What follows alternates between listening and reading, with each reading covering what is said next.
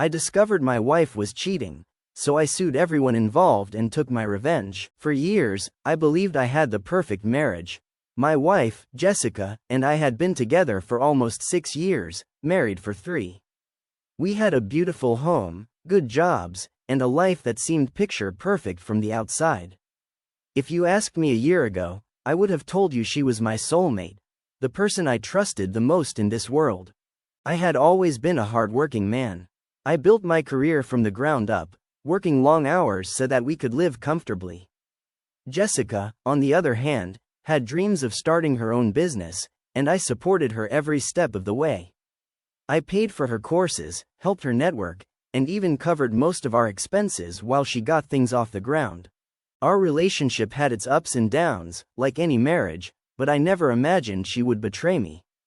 Looking back, there were small red flags, things I brushed off because I trusted her. She started spending more time on her phone, always tilting the screen away when I walked into the room. She had sudden, girls' nights out, that she never used to have before. She became distant, less affectionate, less interested in spending time together. I told myself she was just stressed about work, that every couple goes through phases like this. I was blind to the truth, and she took full advantage of it. Then, one random Tuesday night, everything changed. Jessica had gone out for yet another girls' night. I was exhausted from work, so I decided to relax and watch TV. I reached for the remote but couldn't find it. Frustrated, I searched around the couch and accidentally knocked over her purse, spilling its contents onto the floor. That's when I saw it. A second phone, one I had never seen before. At that moment, my stomach dropped. My hands felt cold as I picked it up. I knew I had 2 choices, either ignore it and pretend everything was fine, or open Pandora's box and face whatever was inside. I unlocked the phone, and my world came crashing down. My hands were shaking as I scrolled through Jessica's secret phone. I wasn't sure what I expected to find, maybe some harmless messages with a friend, but what I actually saw made my blood boil. There were dozens of messages with a contact named Derek. I opened the chat, and the first thing I saw was a picture of her, in our bedroom, wearing lingerie I had never seen before. My stomach twisted as I read the messages. Jessica, I can't stop thinking about last night. You drive me crazy. Derek, you're incredible. Wish your husband knew what he's missing. Jessica, he's so clueless. I could probably sneak out right now and he wouldn't even notice. I couldn't breathe. My hands gripped the phone so tightly that my knuckles turned white. I scrolled further and saw messages going back over a year. She had been cheating on me for more than a year, lying to my face every single day while I worked hard to give her everything she wanted. It wasn't just Derek. There were messages with another guy, Ryan. Not as recent, but just as damning. She had been seeing multiple men behind my back. I felt sick. My pulse pounded in my ears. I had been nothing but a loyal, devoted husband, and this was how she repaid me. I looked through the photos, hotel receipts, dinner dates, gifts, things she had told me were from business trips or outings with her friends. And then I saw something that made my rage explode to another level. My money. Jessica had used my hard-earned money to pay for expensive dinners, hotels, and gifts for her affairs. I wanted to scream. I wanted to break something. But more than anything, I wanted revenge. This wasn't going to end with me just confronting her. No. I was going to make her and everyone involved pay. I knew confronting Jessica outright wouldn't be enough. If I wanted true revenge, I had to be smart. I had to ruin her, just like she had ruined our marriage. So, I started planning. I made copies of everything, the texts, the photos, the receipts. I saved them to a secure cloud drive and printed out hard copies. I also installed a hidden camera in our bedroom, just in case she brought someone there again. I met with a divorce attorney the very next day. I laid everything out for him, and his expression hardened. "This is a solid case," he said.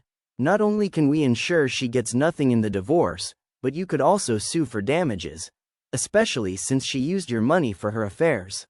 That was exactly what I wanted to hear. Then, he said something that made my revenge even sweeter. "Depending on the state laws, You could even sue her affair partners for alienation of affection or emotional distress. I had names, dates, and proof. I could destroy everyone who betrayed me. I needed to catch her red-handed. The text showed that she was planning to meet Derek again that weekend at a hotel. So, I played dumb. "Hey babe, I'm going on a business trip this weekend," I told her at dinner. "I'll be gone until Monday." She barely hid her excitement. She thought she had a free pass. Perfect. Instead of leaving town, I booked a room at the same hotel. With my lawyer's help, I even arranged for a private investigator to follow her and take pictures. Saturday night, I sat in my hotel room, waiting. The Pi texted me. "Pi. She just checked in with Derek. Room 214. I clenched my fists. It was time. I walked to room 214 and knocked. Jessica's voice came from inside. "Room service?" Derek opened the door, wearing nothing but a towel. His face turned white when he saw me. "Surprise, asshole." Jessica appeared behind him, wrapped in a sheet. When she saw me, her jaw dropped. "I can explain," she stammered. I pulled out my phone and snapped a photo of them standing together. "Don't bother. I have everything I need." She burst into tears, but I didn't care. The Pi got all the evidence I needed. Now, it was time for phase 2 of my revenge. Jessica and Derek stood frozen in the hotel room, their faces pale as I put my phone away. I didn't yell. I didn't make a scene.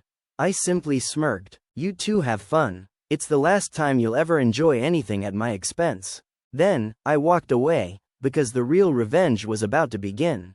The next morning, I met with my lawyer and handed over the evidence. "This is perfect," he said.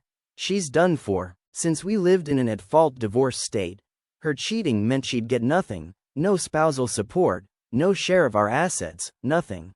Even better, since she used marital funds for her affair, we filed a claim for financial damages.